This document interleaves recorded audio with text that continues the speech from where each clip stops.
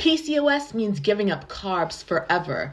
It's like, here's your birth control, and oh, by the way, make sure to never eat carbs again. It's like, hold up, wait a minute. It's no wonder why so many women with PCOS are confused on what to eat, okay? Because as a woman of color, carbs are deeply ingrained into my culture, okay? When I first heard about low carb or going keto or eliminating carbohydrates, I thought that meant no plantains, no rice, no frijoles, no beans, right? None of the food that I loved, none of the food that had flavor, and I was certainly mortified. I tried dieting and eating kale, salads, and green smoothies, and the more I find myself restricting carbs, the more my body was literally craving more carbohydrates, okay? The more I restricted myself, the more my body needed the carbs, okay? So what was I missing? Because if managing your PCOS means that you can no longer have carbs or you needed to restrict carbs, then I just felt like I was going to be doomed with my PCOS symptoms forever because I could not restrict carbs for the life of me.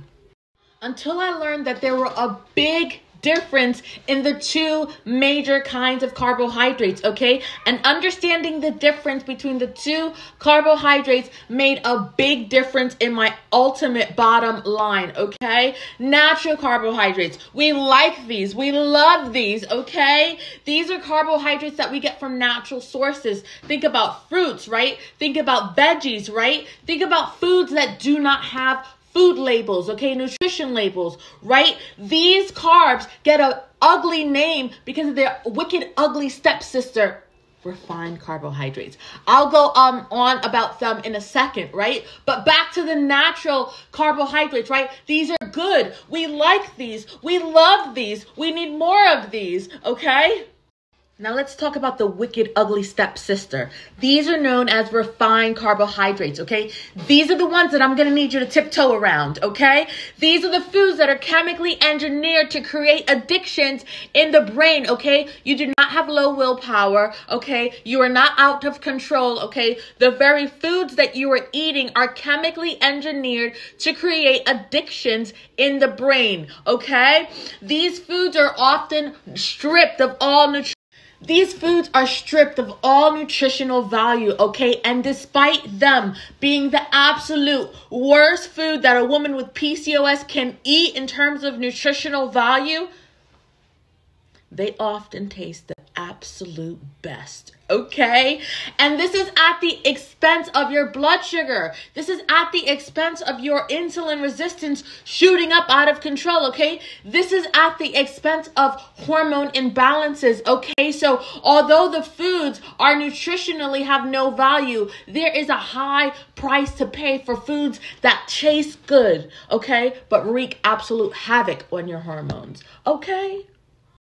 Managing your PCOS does not mean you have to give up all the carbs that you love, okay? It means learning to eat carbs in a way that supports your hormone balances, okay? The carbs that serve no nutritional value, okay? You have to find a way to balance and limit those carbs in your dietary lifestyle, okay? If you're interested in learning how the very foods that you eat affects not only your period, but your overall hormone health, then girl, I have epic news for you, okay? I am hosting a webinar, okay? If you know me, you know I do not do these things often, okay? June 30th, okay? 6 p.m. Eastern Standard Time. I am doing a webinar to reveal the 3 secrets to reversing your PCOS symptoms naturally, okay? Spots are limited. You absolutely do not want to miss this webinar, okay? It will be so epic.